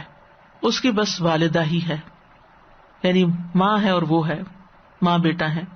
اس کے جسم پر برس کے سفید نشان ہیں. جب وہ تمہیں ملے تو اس سے کہنا وہ تمہارے لیے استغفار کرے. حضرت عمر صحابی ہیں اور وہ تابعی ہیں، لیکن ماں کی خدمت کی وجہ سے ان کو یہ مقام ملا کہ حضرت عمر کے لیے وہ دعا کرے تو ظاہر ہے وہ دعا قبول ہونے والی تھی. کچھ لوگ ہوتے ہیں جن کی دعائیں قبول ہوتی ہیں، تو یہاں پر ان سے دعا کرانے میں، لیکن ہمیں تو نہیں پتا، نہیں تو اللہ کے رسول صلی اللہ علیہ وسلم نے بتایا، تو دعا کرانے میں کسی سے یا کہنے میں کسی کو دعا کے لیے کوئی حرج نہیں ہوتا. بہرحال اویس کرنی جو تھے وہ یمن میں رہتے تھے. حضرت عمر رضی اللہ عنہ کے پاس جب یمن میں سے کوئی دستے آتے تھے جہاد کے لیے تو ان سے پوچھتے کیا تم میں اویس بن عامر بھی ہے، یہاں تک کہ وہ آ گئے. تو کہا آپ اویس بن عامر ہیں؟ انہوں نے کہا ہاں. پوچھا آپ کیا مراد قبیلے سے ہیں؟ کہا ہاں. کہا کیا قرن کی شاخ سے ہے؟ انہوں نے کہا ہاں. کیا آپ کو برس کی بیماری تھی پھر آپ ٹھیک ہو گئے؟ بس ایک درہم کے برابر جگہ رہ گئی؟ کہا ہاں. پوچھا آپ کی والدہ ہے؟ کہا ہاں. عمر رضی اللہ عنہ کہتے ہیں میں نے رسول اللہ صلی اللہ علیہ وسلم کو فرماتے ہوئے سنا تمہارے پاس اہل یمن کے دستوں کے ہمراہ اویس بن عامر آئے گا، وہ قبیلہ مراد پھر شاخ قرن سے ہوگا، اسے برس کی بیماری تھی جو ایک درہم کی جگہ چھوڑ کر ساری ٹھیک ہو گئی ہے، اس کی والدہ ہے، وہ اس کے ساتھ نیکی کرنے والا ہے، اگر وہ اللہ پر کسی کام کی قسم کھا دے تو اللہ اس کو پورا کر دے گا. اگر تم یہ کر سکو گے کہ وہ تمہارے لیے بخشش کی دعا کرے تو یہ درخواست کر لینا. تو عمر نے کہا پس آپ میرے لیے بخشش کی دعا کریں. تو انہوں نے ان کے لیے بخشش کی دعا کی. حضرت عمر نے پوچھا کہاں جانا چاہتے ہیں؟ انہوں نے کہا کوفہ. انہوں نے کہا کیا میں وہاں کے عامل کو آپ کے لیے خط نہ لکھ دوں؟ انہوں نے کہا مجھے یہ زیادہ پسند ہے کہ میں خاک نشین یعنی عام لوگوں میں رہوں. اگلا سال جب آیا تو ان قرنیوں کے اشراف میں سے ایک شخص حج پہ آیا، وہ حضرت عمر سے ملا تو آپ نے اس سے اویس کے بارے میں پوچھا. اس نے کہا میں اسے ایک بسیدہ گھر اور تھوڑی سی پونجی کے ساتھ چھوڑ کر آیا ہوں. حضرت عمر نے کہا میں نے رسول اللہ صلی اللہ علیہ وسلم سے سنا آپ فرماتے تھے کہ تمہارے پاس اویس بن عامر یوں آئے گا، اور پھر وہ ساری علامتیں بھی بتائی، تو اگر تمہارے بس میں ہو تو اس سے دعا کروانا کہ وہ بخشش کی دعا کرے. تو وہ شخص جس کو حضرت عمر نے یہ بات سمجھائی وہ پھر اویس کے پاس آیا اور کہا میرے لیے مغفرت کی دعا کر دو. اویس نے کہا تم ایک نیک سفر سے آئے ہو، تم میرے لیے دعا کر دو. یعنی کوئی غرور نہیں تھا، کچھ نہیں تھا کہ میری دعائیں بڑی قبول ہوتی ہیں. اس شخص نے پھر کہا آپ میرے لیے بخشش کی دعا کریں. انہوں نے کہا تم ابھی ایک نیک سفر سے آئے ہو، میرے لیے بخشش کی دعا کرو. یہاں سے پتہ چلتا ہے کہ اگر کوئی حج سے واپس آئے یا کوئی اچھا کام کر کے آئے تو وہ دعا کرے تو وہ اللہ کے راستے میں ہوتا ہے نا، اس کی بھی دعائیں قبول ہوتی ہیں. پھر اس کا اصرار دیکھا تو پوچھا تم حضرت عمر سے ملے تھے؟ اس نے کہا ہاں. تو انہوں نے اس کے لیے مغفرت کی دعا کی. پھر لوگ ان کے بارے میں جان گئے کہ یہ وہ ہیں، تو وہ کہیں چھپ گئے جا کے. وہ شخص کہتا ہے میں نے انہیں ایک چادر اڑائی تھی، جب بھی کوئی انسان اسے دیکھتا تو پوچھا اویس کے پاس یہ چادر کہاں سے آئی تھی، کیونکہ ان کے لیے بڑی حیرانی کی بات تھی کہ وہ ان کے پاس ایسی چادر تھی، کیونکہ بالکل عام سمپل لوگوں کی طرح رہتے تھے، کوئی علامت خاصیت نہیں تھی. گمنام شخص سے لیکن اپنی چھپی نیکی کی وجہ سے اللہ کے یہاں اتنے معزز کہ صحابی کے لیے بھی دعا کریں تو قبول ہو. بہت بڑا سبق ہے ہم سب کے لیے، کیونکہ ہم سمجھتے ہیں کہ جس کام کی شہرت بہت ہو جائے، جس شخص کو بہت چاہنے والے مل جائیں وہی بڑا خوش قسمت شخص ہے. نہیں، اللہ کو پتا ہے کہ کون کہاں کیا مقام رکھتا ہے. نمبر 21 پھر بہترین نکاح کون سا ہے؟ آپ صلی اللہ علیہ وسلم نے فرمایا خیر النکاح ایسرہ، بہترین نکاح وہ ہے جو سب سے زیادہ آسان ہو، آسانی سے رشتہ ہو جائے، آسانی سے پھر مہر اور شادی کی شرائط طے پا جائیں اور کسی قسم کا کوئی بوجھ دونوں فریقوں پر نہ ہو. نمبر 22 بہترین حق مہر کون سا ہے؟ رسول اللہ صلی اللہ علیہ وسلم نے فرمایا سب سے بہترین حق مہر وہ ہے جو آسان ہو، یعنی جس کی ادائیگی مرد کے لیے آسان ہو. obviously پھر وہ مقدار میں کم ہو یا اس شخص کی حیثیت کے مطابق ہو، اور یہ اچھی علامت ہوتی ہے شادی کے لیے. اس کا یہ مطلب نہیں کہ بالکل ہی کم دے، حیثیت ہے تو پھر بھی بہت تھوڑا دے رہا ہے کہ یہ آسانی ہے میرے لیے. نہیں، مطلب یہ ہے کہ اس کے اوپر ناروا کوئی بوجھ نہ ہو. نبی صلی اللہ علیہ وسلم نے اپنی اور بیٹیوں کی شادی صرف 12 اوقیہ حق مہر کے عوض کی ہے. تو حضرت عمر کہا کرتے تھے کہ اگر زیادہ مہر مقرر کرنا باعث عزت ہوتا تو آپ صلی اللہ علیہ وسلم اس کے زیادہ مستحق تھے. نمبر 23 اپنے بعد چھوڑ کر جانے والی بہترین چیزیں، یعنی ہم دنیا سے جائیں تو پیچھے جو چھوڑے وہ بہترین کیا ہے. رسول اللہ صلی اللہ علیہ وسلم نے فرمایا آدمی اپنے پیچھے دنیا میں جو چھوڑ جائے اس میں سے بہترین چیزیں 3 ہیں.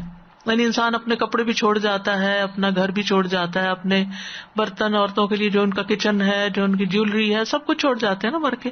لیکن سب سے بہترین کیا جو آپ چھوڑ کے جائیں؟ نمبر 1 نیک اولاد جو اس کے لیے دعائیں خیر کرے. تو بچوں کو نیکی کی تلقین کرتے رہنا چاہیے. نمبر 2 صدقہ جاریہ جس کا اس کو اجر ملتا رہے. یعنی ایسا کوئی پروجیکٹ شروع کر جائے، کوئی درخت لگا جائے، کوئی نہر کھدوا جائے، کوئی کنواں کھدوا جائے، کوئی مدرسہ بنا جائے، کوئی مسجد بنا جائے، کوئی طالب علم ایسے تیار کر جائے، کوئی کتاب لکھ جائے، کچھ بھی کہ جو بعد میں جس کا اجر برابر ملتا رہے۔ نمبر 3، ایسا علم جس پر اس کے بعد عمل ہوتا رہے، یعنی خالی علم سکھا دینا کافی نہیں بلکہ اس طرح سکھانا کہ لوگ عمل کریں، تو وہ بہترین صدقہ جاریہ ہے۔ علم یعمل بہ من بعدہ، سنن ابن ماجہ کی روایت ہے۔ ایک اور روایت میں آتا ہے ینتفع بہ، جس سے لوگ نفع اٹھاتے ہوں۔ 24، بہترین پانی۔ نبی صلی اللہ علیہ وسلم نے فرمایا روئے زمین پر سب سے بہترین پانی زمزم ہے، یہ کھانے کا کھانا اور بیماری سے شفا ہے، اور زمین پر سب سے بدترین پانی وادی برہوت کا ہے۔ کوئی جگہ ہوگی، یہ حضرت موت کا باقی ماندہ علاقہ ہے کوئی۔ یہ کیڑے مکوڑوں میں سے ٹڈی کے لشکر کی طرح ہے، صبح کے وقت جوش کے ساتھ ابل رہا ہے اور شام کے وقت اس میں کوئی تری نہیں ہوتی۔ کوئی وادی ہوگی جس میں کسی وقت پانی ہوتا ہوگا اور کسی وقت نہیں۔ تو زمزم کے فائدے تو آپ کو معلوم ہی ہے، اور زمزم کو خاص طور پر شفا کے لیے پینا چاہیے۔ نمبر 25، بہترین لباس اور بہترین سرما۔ رسول اللہ صلی اللہ علیہ وسلم نے فرمایا تم اپنے کپڑوں میں سفید پہنا کرو، کیونکہ وہ تمہارے کپڑوں میں سب سے بہتر ہے، مردوں کے لیے خاص طور پہ، اور اسی میں اپنے مردوں کو کفن دیا کرو۔ یعنی ویسے تو کفن کسی بھی رنگ کا ہو سکتا ہے، گھر کی استعمال کی چادریں بھی اٹھا کے آپ کسی مردے کو کفن اس میں دے سکتے ہیں، لیکن بہترین کفن کیا؟ سفید رنگ کا، اور یہی روایت ہمارے یہاں چلی آ رہی ہے۔ اور سرمے میں سے بہترین سرما اسمد ہے، فا کے ساتھ، جو بینائی کو تیز کرتا ہے اور پلکوں کے بال اگاتا ہے۔ جب لوگ حج عمرے پہ جاتے ہیں نا تو اسمد کے نام سے وہ سرما لے کر بھی آتے ہیں۔ بہرحال آپ نے اس کی تعریف کی ہے، فائدہ ہی ہوگا اس میں۔ بہترین خوشبو، رسول اللہ صلی اللہ علیہ وسلم نے فرمایا مردوں کی بہترین خوشبو وہ ہے جس کی خوشبو نمایاں ہو، دور دور تک پھیلے، اور رنگ نمایاں نہ ہو، کلر نہ ہو اس کا۔ اور عورتوں کی بہترین خوشبو وہ ہے جس کا رنگ نمایاں ہو لیکن خوشبو نمایاں نہ ہو، خوشبو نہ پھیلے، کیونکہ خوشبو بھی زینت میں شمار ہوتی ہے۔ اگر عورت خوشبو لگا کے بازار میں جاتی ہے تو وہ دوسرے مردوں کو اپنی طرف متوجہ کرتی ہے، جو کہ عورت کے لیے کوئی اچھی بات نہیں ہے۔ ہاں، اگر عورت اپنے گھر میں ہے، شوہر کے پاس ہے، تو جو چاہے خوشبو لگائے، یہ نہیں کہ اچھی خوشبو عورت کے لیے منع ہے، نہیں، باہر جاتے ہوئے ایسی خوشبو نہ لگائے۔ نمبر 27، بہترین کھجور کون سی ہے؟ نبی صلی اللہ علیہ وسلم نے فرمایا سب سے بہترین کھجور برنی ہے۔ برنی، وہ جس کے اوپر وائٹ کیپس ہوتے ہیں نا، وہ بیماری کو دور کرتی، بہت میٹھی نہیں ہوتی۔ اچھا، مجھے اس حدیث کا پتہ نہیں تھا، لیکن جب کبھی عمرے اور حج پہ جانے کا اتفاق ہوا تو میری چوائس یہی کھجور ہوتی تھی، کیونکہ اس میں میٹھا کم ہوتا ہے، کھانے میں ہلکی ہوتی ہے، اور خود اس میں کوئی بیماری نہیں، یعنی وہ اگر آپ کھا لیں تو آپ کو تکلیف نہیں دے گی۔ نمبر 28، بہترین نام۔ نبی صلی اللہ علیہ وسلم نے فرمایا عبداللہ اور عبد الرحمن سب سے بہترین نام ہے۔ بہترین علاج، نبی صلی اللہ علیہ وسلم نے فرمایا تمہاری دواؤں میں بہترین دوا حجامہ ہے، کپنگ ہے۔ نمبر 30، حجامہ کروانے کے بہترین دن۔ نبی صلی اللہ علیہ وسلم نے فرمایا بہترین دن جس میں تمہیں سینگی لگوانی چاہیے، یعنی تحتجمون فیہ، حجامہ کروانا چاہیے، وہ چاند کا 17واں، 19واں اور 21واں دن ہے، 17th، 19th اور 21st۔ میں معراج کی رات فرشتوں کے جس گروہ کے پاس سے بھی گزرا اس نے یہی کہا اے محمد حجامہ کرانے کا اہتمام ضرور کرنا۔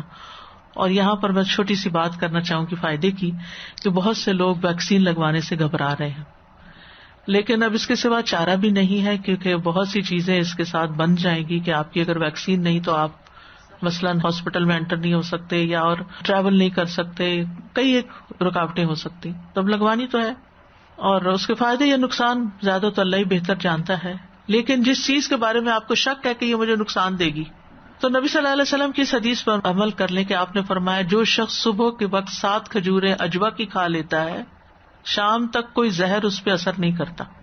تو جس دن آپ نے ویکسین لگوانی ہو اس دن صبح 7 اجوا کھجور کھا لیں، ٹھیک ہے، اور واپس آ کے اگلے دن یا اس سے اگلے دن حجامہ کروا لیں۔ تو وہ جو آپ کے اندر ایک خوف ہے نا کہ پتہ نہیں اس سے میرا کون سا سسٹم برباد ہو جائے گا اور اس کے سائیڈ ایفیکٹس ہوں گے اور پتہ نہیں کیا کیا سازشیں، دنیا بھر میں باتیں بہت ہو رہی ہیں، انشاءاللہ اللہ تعالیٰ اس سے محفوظ رکھے گا۔ بہترین جگہ، رسول اللہ صلی اللہ علیہ وسلم نے فرمایا وہ بہترین جگہ جہاں سواریاں سفر کر کے آئیں بیت اللہ ہے اور میری مسجد ہے، مسجد نبی۔ جہاں سفر کر کے جائے انسان. جب بھی آپ سفر کا سوچیں بیک ہوم جانے لگے. اب تو خیر حالات ہی مختلف ہیں. خوش قسمت لوگ ہیں جن میں آج دیکھ رہی تھی عرفہ کا میدان قریب سے دیکھ رہی تھی. کیا خوبی ہے ان لوگوں میں جس لوگ یہاں بیٹھے, اللہ نے ان کو چن لیا ہے اور ہم یہاں بیٹھے ہیں.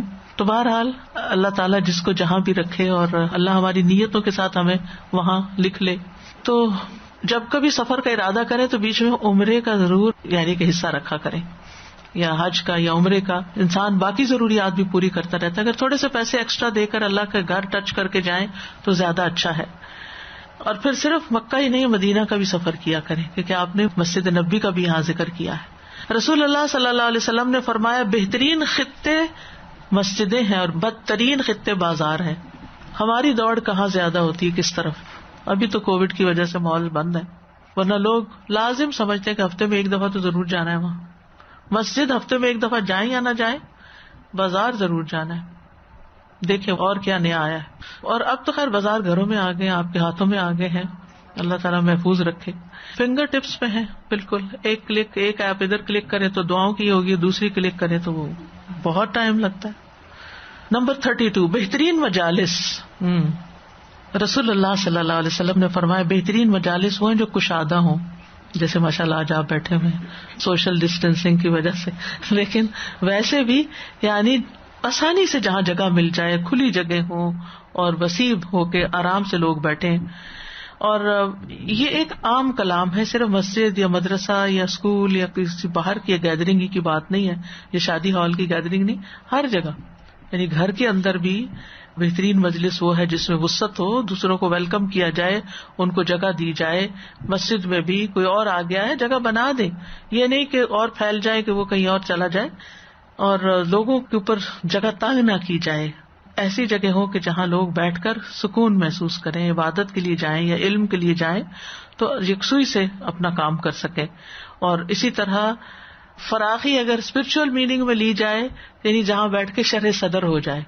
یعنی کچھ جگہ ایسی ہوتی ہے نا, کوئی وزٹ کر کے آپ آتے ہیں, آپ کا دل تنگ ہو جاتا ہے, پریشان ہو کے لوٹتے ہیں آپ. اور کچھ جگہوں پہ آپ جاتے ہیں تو کیا ہوتا ہے, آپ کا دل کھل جاتا ہے, آپ کو اپنے سوالوں کے جواب مل جاتے ہیں, آپ کا شرح صدر ہوتا ہے, خوشی خوشی آپ گھر لوٹتے ہیں. بہترین زمانہ. نبی صلی اللہ علیہ وسلم نے فرمایا سب سے بہتر زمانہ میرے زمانہ کے لوگ ہیں, پھر جو اس کے بعد آئے, پھر جو ان کے بعد آئے. بہترین دن.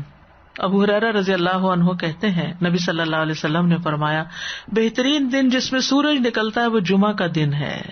اسی دن آدم پیدا کیے گئے, اسی دن ان کو جنت میں داخل کیا گیا, اسی دن ان کو جنت سے نکالا گیا. قیامت بھی جمعہ کے دن قائم ہوگی. بہترین ایام. نبی صلی اللہ علیہ وسلم نے فرمایا مل عمل فی ایام یعنی ایام العشر, ان دنوں یعنی عشرہ ذی الحجہ کے عمل سے زیادہ کسی دن کے عمل میں فضیلت نہیں. لوگوں نے پوچھا جہاد میں بھی نہیں؟ فرمایا ہاں جہاد میں بھی نہیں, سوائے اس شخص کے جو اپنی جان و مال خطرے میں ڈال کے نکلا اور واپس آیا تو کچھ بھی ساتھ نہ لایا. تو یہ تھے آپ کے بہترین دن, بہترین ایام, بہترین اعمال. اللہ سبحانہ تعالی ہم سے قبول کرے. اور بہترین وقت اور گھڑی رات کا آخری حصہ ہوتا ہے. اللہ سبحانہ تعالی ہمیں اس میں بھی ذکر اور فکر اور عبادت کی توفیق عطا فرمائے. بہترین دعا جو ہے وہ آج کے دن کی, یوم عرفہ کے دن کی, لا الہ الا اللہ وحدہ لا شریک لہ لہ الملک ولہ الحمد وہو علی کل شیء قدیر. سبحان اللہ والحمد للہ ولا الہ الا اللہ واللہ اکبر ولا حول ولا قوة الا باللہ العلی العظیم. اللہم صل علی محمد وعلی آل محمد کما صلیت علی ابراہیم وعلی آل ابراہیم انک حمید مجید. اللہم بارک علی محمد وعلی آل محمد کما بارکت علی ابراہیم وعلی آل ابراہیم انک حمید مجید. ربنا آتنا فی الدنیا حسنہ وفی الآخرۃ حسنہ وقنا عذاب النار. ربنا هب لنا من ازواجنا وذرياتنا قرۃ اعین واجعلنا للمتقین اماما. ربنا لا تزغ قلوبنا بعد اذ هدیتنا وهب لنا من لدنک رحمہ انک انت الوہاب. ربنا لا تؤاخذنا ان نسینا او اخطأنا ربنا ولا تحمل علينا اصرا كما حملته على الذين من قبلنا ربنا ولا تحملنا ما لا طاقة لنا به واعف عنا واغفر لنا وارحمنا انت مولانا فانصرنا على القوم الكافرين۔ یا رب العالمین، تیرے خاص فضل اور رحمت کی وجہ سے جو تو نے ہمیں توفیق دی، ہم نے یہ چھوٹی سی کوشش کی تو اسے قبول فرما۔ ہم نے جو کچھ سیکھا ہے ہمیں اسے یاد رکھنے کی توفیق دے اور اس پر عمل کرنے کی توفیق دے، جو ہم بھول گئے ہیں اس پر ہمیں معاف فرما دے یا رب العالمین۔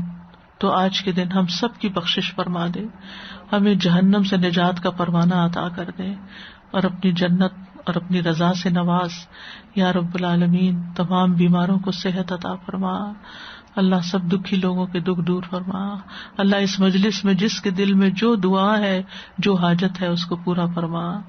ربنا تقبل منا رب ارحمہما کما ربیانی صغیرا ربنا زدنا علما لا الہ الا انت سبحانک انی کنت من الظالمین۔